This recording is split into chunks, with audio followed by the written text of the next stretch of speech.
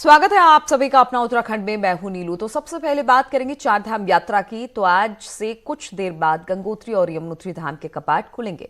मां गंगा की डोली मुखबा से चलकर गंगोत्री धाम पहुंच चुकी है और इसका एक्सक्लूसिव वीडियो सिर्फ न्यूज 18 पर आप देख सकते हैं। हम आपको दिखा रहे हैं गंगोत्री धाम में मौजूद साधु संतों ने मां गंगा का स्वागत किया है और अब से कुछ देर बाद यहां पर गंगा के कपाट खुलने की जो पूजा अर्चना है वो शुरू हो जाएगी। गंगा किया जा रहा है और इसके बाद गंगा लहरी और गंगा सहस्त्र नाम का पाठ होगा और दोपहर 12:35 के अभिजीत मुहूर्त में मां गंगा की भोग मूर्ति गर्भगृह में प्रवेश करेगी। तो ये एक्सक्लूसिव तस्वीरें आप सीधे गंगोत्री धाम से देख रहे हैं। चूंकि लोग इस बार धाम खुलने के कपाट खुलने के समय मौजूद नहीं है, इसलिए हमारी कोशिश है कि जब धाम के कपाट खुले, गंगोत्री धाम के कपाट खुले, तो तमाम लोग हमारे चैनल के ही माध्यम से सही लेकिन दर्शन पूजन कर सके। और एक्सक्लूसिव तस्वीरें इस वक्त हम आपको दिखा रहे हैं। मैया की जय। गंगा गंगे त्योरात योजना नाम सतेरुपी मुच्यते सर्व पापभ्यो विष्णुलोकम स गच्छति। माँ पतित पावनी भागीरथी गंगा को अगर आप कोसों दूर से दूर करोगे, हजारों कोस दूर से भी याद करोगे, तो निश्चित तौर पे माँ गंगा आपको प्राप्त होगी। आज की अक्षय तृतीया के इस महापर्व पर हम गंगोत्री पहुँच चुके हैं। माँ गंगा की डोली मेरे सामने है, मैं उनके चरणों में बैठा हूँ और निश्चित तौर पर अब हम इसकी पूजा प्रारंभ करेंगे गंगा मैया की 10:30 बजे से 12:35 पर अभिजीत मुहूर्त में माँ भगवती गंगा की जो कपाट हैं वो खुल जाएंगे और निरंतर आज से पूजा चलेगी। और सारे देशवासियों के लिए पूजा, सारे संसार की जो कोरोना जैसी महाबीमारी जो चल रही है, इससे निजात पाने के लिए आज ही बहुत बड़ा हवन हम लोगों के द्वारा किया जाएगा और जिसमें हमारे 4 ब्राह्मण बैठेंगे और माँ गंगा का अब तरफ से ये आहुति माँ गंगा को प्रदान करेंगे। माँ गंगा पूरे देश को, पूरे संसार को इससे मुक्ति दिलाए। इन शब्दों के साथ सारे देशवासियों का बहुत स्वागत, अक्षय तृतीया की बहुत बधाई। जय गंगा मैया की जय। गंगा तो तस्वीरें हम आपको दिखा रहे थे और जो पंडित पुरोहित है, जो पूरी विधि विधान के साथ आज कपाट खुलने के समय पूजा अर्चना करेंगे, उनकी बातें भी हमने आपको सुनाई। उन्होंने कहा था कि एक विधि विधान है, उसके बाद 12:35 पर गंगोत्री धाम के कपाट खोल दिए जाएंगे। और सुरेश सेमवाल, अध्यक्ष गंगोत्री मंदिर समिति के इस वक्त हमारे साथ जुड़ गए हैं। सुरेश जी, आज वो पावन बेला है जब गंगोत्री धाम के कपाट खोले जाएंगे, क्या पूजा अर्चना वहां पर शुरू हो गई है? निश्चित तौर पर मैं मैडम अब बिल्कुल ही तुरंत अभी पूजा शुरू होने वाली है। 10:30 बजे 2 मिनट के बाद जो है पूजा प्रारंभ हो जाएगी और माँ गंगा के शिवसुक्त और वेद मंत्रों से माँ भगवती की पूजा होगी। उसके बाद कपाट 12:35 पर खुल जाएंगे और सारे श्रद्धालुओं से मेरा निवेदन है कि गंगा मैया का ध्यान वहीं से करें जिस प्रकार से रवि दास को कटौती में गंगा प्राप्त हुई थी। निश्चित तौर पर माना जाता है कि हजारों कोस दूर से गंगा मैया को जो याद करता है उसको मुक्ति की प्राप्ति होती है, भक्ति की प्राप्ति होती है। बिल्कुल सुरेश जी, पहली बार ऐसा हो रहा है कि जब गंगोत्री धाम के कपाट खुल रहे हैं, श्रद्धालु वहां पर उपस्थित नहीं है और इसके पीछे की वजह भी है, संक्रमण काल चल रहा है इस वक्त कोरोना का, और इसको लेकर कहा गया है कि आप लोग अभी घर में ही रहे। तो आप लोग किस तरह से वहां पर पूजा के दौरान सोशल डिस्टेंसिंग का पालन कर रहे हैं, लॉकडाउन का पालन कर रहे हैं? कितने पंडित पुरोहित इस वक्त मंदिर परिसर में मौजूद हैं? ये निश्चित तौर पे हम लोग पूजा में बैठेंगे, उसके केवल 4 लोग बैठेंगे सोशल डिस्टेंस के साथ और 4 लोग ही आपस में पूजा करवा के, एक हमारे पुरोहित जी और हमारे पुजारी जी पूजा करवाएंगे और अपने पूरा डिस्टेंस का, सोशल डिस्टेंस का पालन करेंगे निश्चित तौर पे। और मेरा ये निवेदन है कि अभी ये जो ऐसा संक्रमण काल चल रहा है, इसमें हम लोगों को पूजा करने की पूरी, हम लोगों को ध्यान करना चाहिए गंगा मैया का, उसका पूरी पूजा करनी चाहिए और वही मुक्ति दिलाती है, मेरा मानना यह है। बिल्कुल सुरेश जी, भले श्रद्धालु वहां पर नहीं पहुंच पा रहे हैं, लेकिन अगर हृदय से मां गंगा का आह्वान करेंगे और उनकी पूजा अर्चना करेंगे तो शायद वही फल मिलेगा जो वहां पर पहुंचकर मिलता है। बहुत बहुत शुक्रिया आपका हमारे साथ जुड़ने के लिए। तो गंगोत्री धाम के कपाट खुल रहे हैं। सुरेश सेमवाल जी हमारे साथ मौजूद थे, जो बता रहे थे कि अब से कुछ देर बाद ही पूजा पाठ का सिलसिला शुरू हो जाएगा और 12:35 का मुहूर्त है कपाट खुलने के। इस दौरान कपाट खुल जाएगा। बहुत सीमित पंडित पुरोहित वहां पर उपस्थित हैं जो कि कपाट खुलने के कार्यक्रम में हिस्सा ले रहे हैं। तो तस्वीरें हम अपने दर्शकों को इसलिए भी दिखा रहे हैं कि ये पहली बार है जब गंगोत्री धाम के कपाट खुल रहे हैं और श्रद्धालु वहां पर नहीं पहुंचे हैं। तो हमारे चैनल के माध्यम से हमारी कोशिश यही है कि जो धाम के दर्शन है वो हम अपने दर्शकों को करवा सके।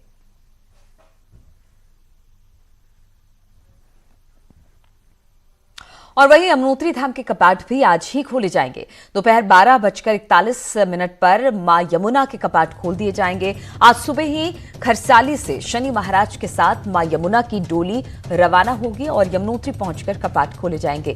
यमुनोत्री में सिर्फ 21 पंडा पुरोहित ही मौजूद रहेंगे। सोशल डिस्टेंसिंग का पूरा ख्याल रखा जाएगा कपाट खोलने के वक्त में। साथ ही यमुनोत्री में भी पहला मौका होगा जब बिना भक्तों के कपाट खोले जा रहे हैं। खरसाली मां यमुना का शीतकालीन प्रवास है, लेकिन अब यमुनोत्री धाम के कपाट भी 12:41 पर आज खुल जाएंगे।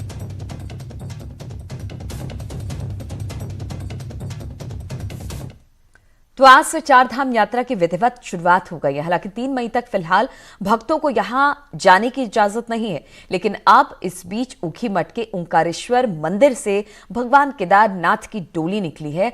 पहली बार ऐसा हो रहा है कि भगवान गाड़ी में सवार होकर निकले हैं। अब इस बीच हम आपको भगवान केदारनाथ के दर्शन भी घर बैठे करवाते हैं। तो आप अभी देख सकते हैं कि किस तरह से डोली में बैठकर पहले मंदिर से भगवान को बाहर लाया गया और फिर पूरे सोशल डिस्टेंसिंग का पालन करते हुए, उसका ध्यान रखते हुए भगवान की डोली को आगे पहुंचाया गया। इस दौरान भगवान केदारनाथ के बेहद करीब से ली गई तस्वीरें हम आपको दिखा रहे हैं। केदारनाथ की डोली का एक्सक्लूसिव वीडियो आप सिर्फ न्यूज़ 18 पर देख सकते हैं। तो आप देख सकते हैं कि कैसे भगवान केदारनाथ की डोली को ओंकारेश्वर मंदिर से रवाना किया गया। हम आपको बता दें कि 29 अप्रैल को भगवान केदार के कपाट खुलेंगे और जो श्रद्धालु यहां नहीं जा पाए हैं तो हमारे चैनल के माध्यम से वो भगवान केदार के दर्शन कर सकते हैं। वहीं इससे पहले अपने इतिहास में पहली बार है जब बाबा केदार की डोली गाड़ी से निकली। 29 अप्रैल को केदारनाथ के धाम खुलेंगे। उससे पहले ऊखीमठ ओंकारेश्वर मंदिर से रवाना हुई बाबा केदार की डोली आज गौरीकुंड में रात्रि विश्राम करेंगे। 27 अप्रैल को भीमबली पहुंचेगी ये डोली। उसके बाद 28 को केदारनाथ पहुंचेगी बाबा केदार की डोली और 29 तारीख को बाबा केदार के धाम के कपाट खुल जाएंगे। तो किस तरह से बाबा की डोली, पहली बार ऐसा है कि हमेशा डोली पैदल यात्रा के दौरान केदारनाथ तक पहुंचती थी, लेकिन चूंकि इस वक्त लॉकडाउन का पीरियड चल रहा है और तमाम नियमों का पालन करते हुए और धर्म का भी पालन करते हुए इस निर्णय पे पहुंचा गया कि भगवान की डोली को गाड़ी पर बिठा के ले जाया जाएगा और 29 तारीख को बाबा केदार के धाम के कपाट खुल रहे हैं। तो उसको लेकर ये पूरा प्रोसेस है ताकि लॉकडाउन का भी पालन हो और धार्मिक अनुष्ठान भी पूरा हो। और चारधाम यात्रा की शुरुआत देश भर के यात्री ऋषिकेश से ही करते थे और यहाँ 7वीं सदी में शंकराचार्य के स्थापित भरत मंदिर में सबसे पहले दर्शन करते थे। लेकिन अब चारधाम यात्रा शुरू नहीं हुई है तो वहीं भरत मंदिर में भी लोग नहीं दिखाई दिए। आज अक्षय तृतीया के मौके पर भक्तों को यहाँ आने की इजाजत नहीं दी गई है, जबकि यहाँ हर साल हजारों लोग आज के दिन पहुंचा करते थे।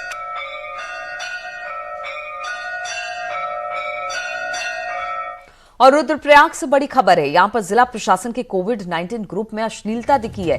खंड विकास अधिकारी ने ये खुद अपनी ही फोटो नग्न अवस्था की भी डाली है। अश्लील फोटो ग्रुप में डीएम और एसपी, सीडीओ समेत कई महिलाएं भी इस ग्रुप से जुड़ी हुई हैं। वीडियो की भेजी गई नग्न तस्वीरों को देखकर सभी हैरत में हैं और सभी अधिकारी इसको लेकर हैरान है कि किस तरह से ये डाली गई। आनन फानन में बंद कर दिया गया है कोविड-19 व्हाट्सएप ग्रुप को और डीएम ने सीडीओ को कार्रवाई करने के अब इस पूरे मामले पर निर्देश दे दिए हैं।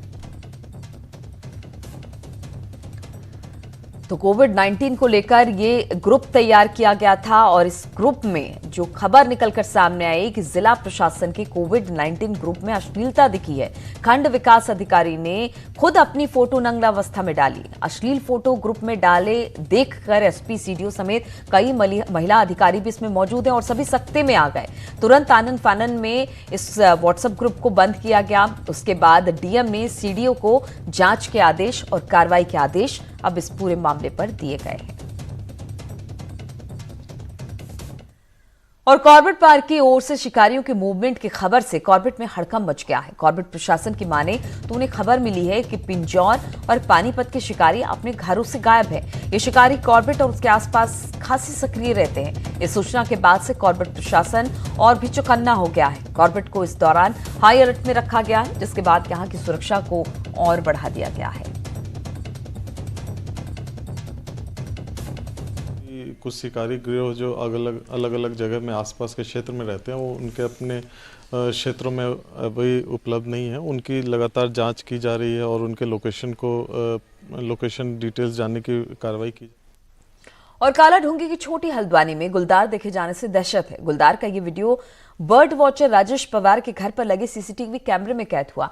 ये बीती रात करीब 1 से 2 बजे के बीच का बताया जा रहा है, जब गुलदार इस तरह से घूमता हुआ सड़कों पर दिखाई दिया।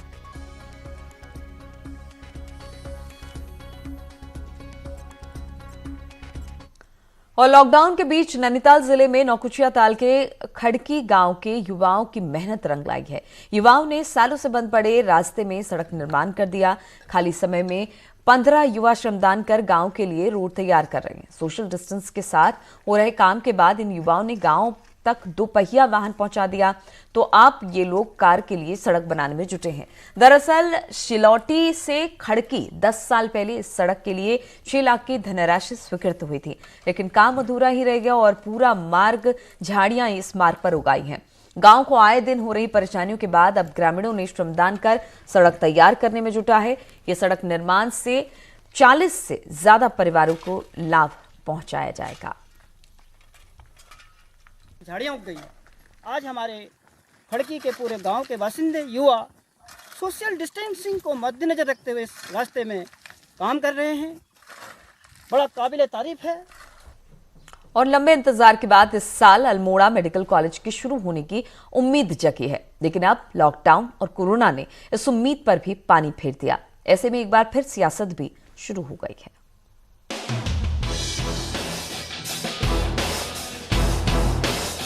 अल्मोड़ा मेडिकल कॉलेज साल 2018 में पूरा होना था, लेकिन बजट की कमी से सिर्फ 65% ही काम ही हो पाया। फिर सरकार ने वादा किया कि हर हाल में 2020 में क्लासेस शुरू हो जाएंगी, लेकिन अब लॉकडाउन इस मेडिकल कॉलेज पर ग्रहण लगा रहा है। पहले बजट की कमी और अब मजदूरों की कमी एमसीआई की मान्यता पर भारी पड़ सकती है। हालांकि प्रशासन अब भी दावे पूरे कर रहा है। इसी प्रकार से मेडिकल कॉलेज के लिए भी एप्लीकेबल है। निर्माण कार्य वहां पर भी चालू करने की वही सारी स्थिति है जो किसी भी अन्य निर्माण कार्य करने के लिए है। मेडिकल कॉलेज का जिन्न बाहर फिर से निकला तो विपक्ष भी एक बार फिर सरकार पर हमलावर हो गया।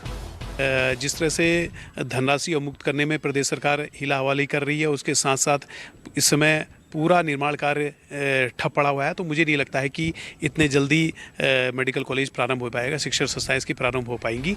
2 बार एमसीआई की टीम अल्मोड़ा मेडिकल कॉलेज का दौरा कर चुकी है। ऐसे में सबसे बड़ा सवाल तो यही है कि क्या तीसरी बार भी एमसीआई की टीम यहाँ आएगी, और अगर आ भी गई तो क्या ऐसे हालात में मान्यता दे पाएगी जिससे पहाड़ के युवाओं का डॉक्टर बनने का सपना एक बार फिर सपना ही रह सकता है। न्यूज़ 18 के लिए अल्मोड़ा से किशन जोशी की रिपोर्ट। और रुकेंगे छोटे से ब्रेक के लिए।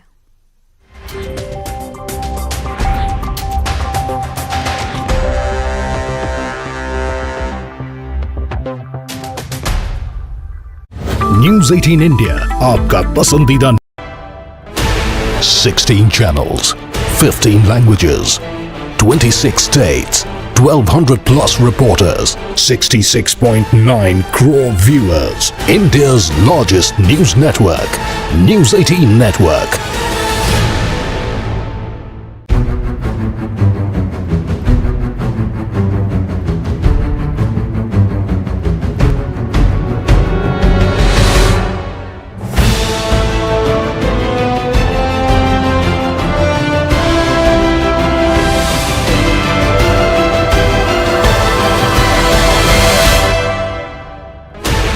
16 channels, 15 languages, 26 states, 1200 plus reporters, 66.9 crore viewers. India's largest news network, News 18 Network.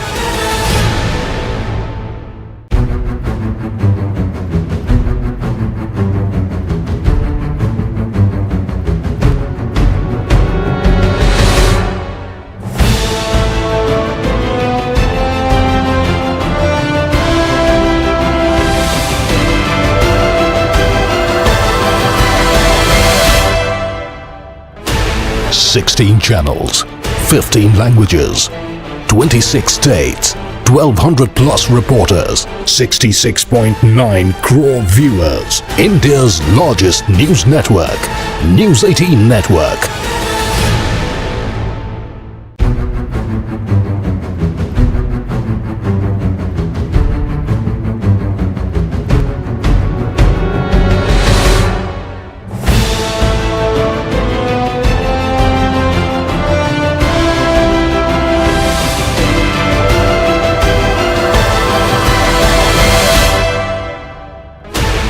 Sixteen channels, 15 languages, 26 states, 1200 plus reporters, 66.9 crore viewers. India's largest news network, News 18 Network.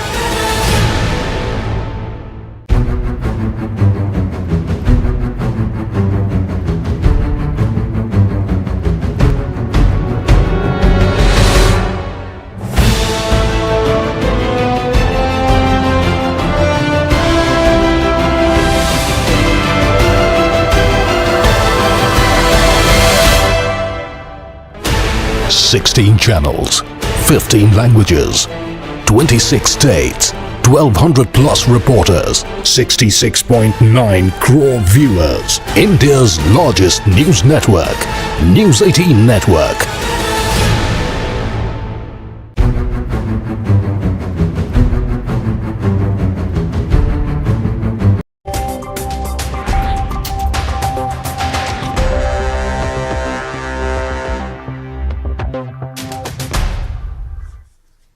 और ब्रेक के बाद चंपावत जिले की बात करें तो उन लोगों के लिए राहत की खबर है जिन्होंने मार्च में BS4 गाड़ी तो खरीद ली, लेकिन लॉकडाउन के चलते अपनी गाड़ियों का रजिस्ट्रेशन नहीं करा पाए थे। टनकपुर ARTO रश्मि भट्ट के मुताबिक सुप्रीम कोर्ट के आदेश के बाद BS4 गाड़ियां खरीदने वाले लोग 30 अप्रैल तक रजिस्ट्रेशन करा सकते हैं। जिनके पास भी रजिस्ट्रेशन की पत्रावली है, जिनके वाहन का रजिस्ट्रेशन नहीं हुआ है BS4 वाहन का, वो कृपया यहाँ आए और आकर के अपने वाहनों का रजिस्ट्रेशन करवाएं। और लॉकडाउन के दौरान अब देहरादून में स्मार्ट सिटी का काम शुरू होने जा रहा है। इसमें देहरादून में अंडरग्राउंड केबलिंग का भी काम शुरू होगा, जिसकी रूपरेखा तैयार करने के लिए UPCL के MD BCK मिश्रा अधिकारियों के साथ सड़कों पर उतरे और निरीक्षण किया। केबलिंग का काम कैसे स्टार्ट होगा, क्या होगा, उसका थोड़ा प्लानिंग स्तर पे ही है। अभी काम स्टार्ट करने में थोड़ा समय लगेगा इसमें। और लॉकडाउन का सबसे अच्छा असर पर्यावरण पर हुआ है। पहाड़ों की आबो हवा तो जन्नत सरीखे हो गई है। ऐसे में पहाड़ के लोगों की सेहत में भी बड़ा बदलाव दिख रहा है।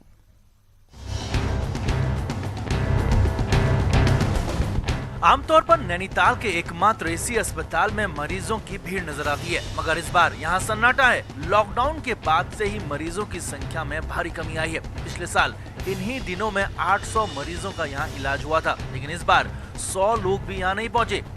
अब भले ही लॉकडाउन की वजह से हादसों में कमी आई हो, लेकिन डॉक्टर्स का मानना है कि पर्यावरण सुधरने से लोगों की सेहत भी सुधरी है।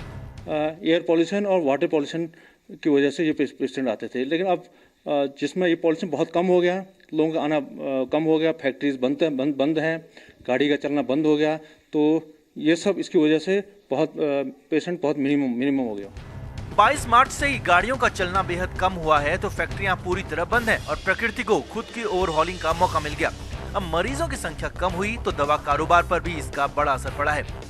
दूसरा, आदमी अस्पताल जाने से इस समय कतरा रहा है थोड़ा, क्योंकि सोशल डिस्टेंसिंग की वजह से, और थोड़ा जैसे वहम मान लीजिए, वो इस समय कतरा रहा अस्पताल जाने से। अस्पताल में मरीज नहीं है तो जाहिर है कि बाजार में भी पर्चा नहीं आ रहा है। कारोबार पहले के मुकाबले तो 50% भी नहीं रह गया। अब सवाल ये है कि क्या वाकई लोगों की सेहत इतनी अच्छी है कि वो अस्पताल नहीं आ रहे, या फिर लॉकडाउन ने उन्हें थाम दिया है। कारण भले ही जो भी हों, लेकिन लॉकडाउन ने लोगों की सेहत में सुधार भी किया है। अस्पताल से छटी भीड़ कम से कम इस ओर संकेत दे रही है। अगर लॉकडाउन ने आपकी सेहत को सुधारा है तो इससे बेहतर और क्या हो सकता है। वीरेंद्र बिष्ट, न्यूज 18, नैनीताल। और कुमाऊं में किसानों के फल तैयार होने का समय आ चुका है, लेकिन इन किसानों के सामने लकड़ी के बारदाने यानी फलों को पैक करने वाली पेटियों का संकट आ सकता है, क्योंकि बारदाना बनाने वाले आरा मशीनों को पर्याप्त मात्रा में लकड़ी नहीं मिल पा रही है, क्योंकि ना तो किसान अपने खेतों में लगे पेड़ों को काट रहे हैं और ना ही वन निगम लकड़ी की नीलामी कर रहा है। इससे किसानों के एक और मुश्किलें अब बढ़ गई हैं। तो उन लोगों के बारदाने के लिए लकड़ी चाहिए होती है, हमें लकड़ी से बनता है बारदाना। अब बारदाना दिक्कत यह है कि हम लोगों को इस समय लॉकडाउन के चक्कर में बहुत सी चीज़ें जो बंद हैं, और हमारी मशीनें तो 3 मशीनें खोली गई हैं लॉकडाउन में, बाकी मशीनें नहीं खुली हुई हैं। और चंपावत जिले में लॉकडाउन का सबसे ज्यादा असर दूध के कारोबार पर पड़ा है। हर दिन 5000 लीटर दूध की खपत करने वाला चंपावत दुग्ध संघ इस वक्त 3000 लीटर दूध की सप्लाई ही कर पा रहा है। इसका सीधा नुकसान दुग्ध संघ के साथ दूध के कारोबार से जुड़े किसानों पर भी हो रहा है।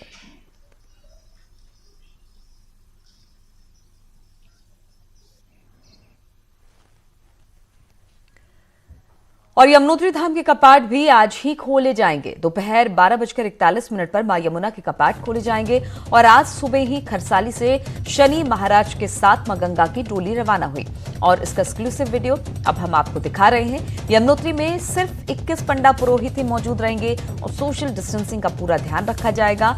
कपाट खोले जाएंगे, इसको देखने के बाद ही यमुनोत्री में भी पहला मौका है जब बिना भक्तों के कपाट खोले जा रहे हैं।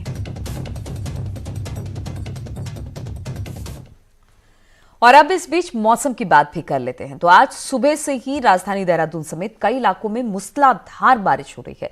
लगातार हो रही बारिश के बाद तापमान में कमी आई है। राज्य के कई हिस्सों में मौसम विभाग ने बारिश और तेज आंधी का अनुमान भी दिया है।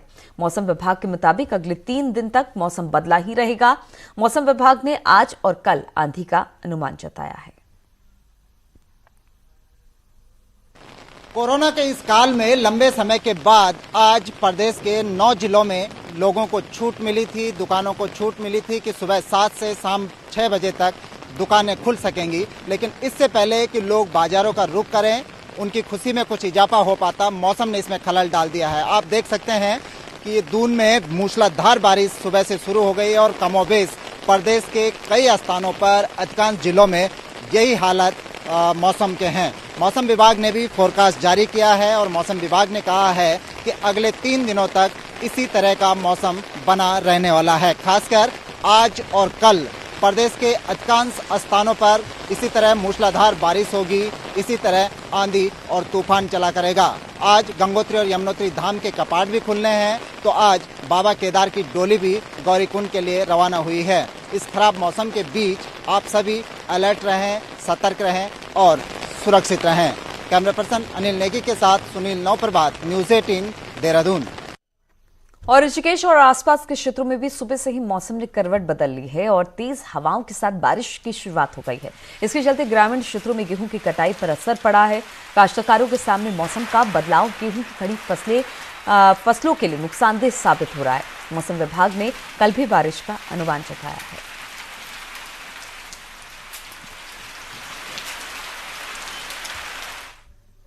और पिथौरागढ़ से खबर आ रही है, जहां पर बेरीनाग में 51 पर्यटक लॉकडाउन के बाद फंस गए। ये पर्यटक अब घर वापसी की मांग कर रहे हैं। फंसे पर्यटक महाराष्ट्र, पश्चिम बंगाल और दक्षिण भारत से। प्रशासन ने इन पर्यटकों के लिए खाने का इंतजाम किया हुआ है। साथ ही सीनियर सिटीजन का मेडिकल चेकअप भी कराया गया है। प्रशासन का कहना है कि लॉकडाउन के दौरान किसी को भी कहीं जाने की परमिशन नहीं दी जा सकती है। और पिछले 21 तारीख से इस होटल में फंसे हुए हैं। तो हमारे राशन पानी का बंदोबस्त अभी पिछले दिन आए थे, वो एसडीएम साहब आए थे, कुछ दे के गए हैं बोले कि जब खत्म हो जाएंगे तो आगे दे देंगे। हम लोगों को तकलीफें ये हो रही, इतना दिन का तो बजट बनाकर हम लोग नहीं आए थे ना। क्योंकि भारत सरकार का लॉकडाउन का अवधि में जो यातायात के ऊपर प्रतिबंध है उसको देखते हुए अभी तक उस संदर्भ में कोई अनुमति नहीं दी जा सकती है।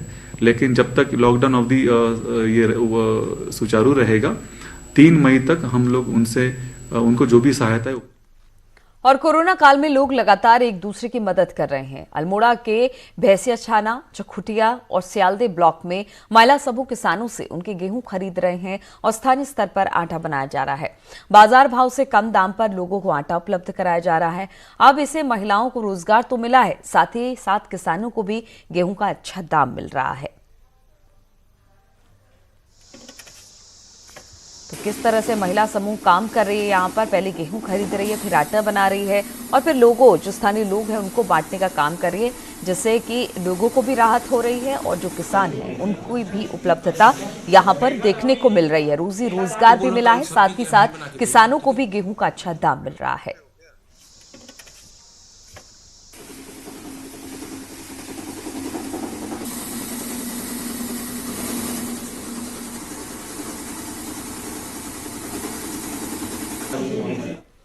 और उत्तराखंड के बीच एक खबर ग्रेटर नोएडा से आ रही है, जहां पर बुजुर्ग ने खुदकुशी की है। 9वीं मंजिल से छलांग लगाकर इन्होंने जान दे दी है। गौर सिटी इलाके की घटना बताई जा रही है। खुदकुशी की वजह फिलहाल इसका पता नहीं चल पाया। लंबे समय से शुगर की बीमारी से ग्रसित थे, इस वजह से तनाव में रहते थे और खुदकुशी के पीछे की वजह भी यही देखी जा रही है। तो ग्रेटर नोएडा में बुजुर्ग ने खुदकुशी की है, 9वीं मंजिल से छलांग लगाई है। गौर सिटी इलाके की घटना बताई जा रही है। खुदकुशी के पीछे की क्या वजह है नहीं पता चल पाया है, लेकिन कहा जा रहा है कि लंबे समय से शुगर की बीमारी थी, इससे ग्रस्त थे और तनाव में रहते थे। तो इन्हीं तमाम खबरों के साथ इस बुलेटिन में फिलहाल इतना है।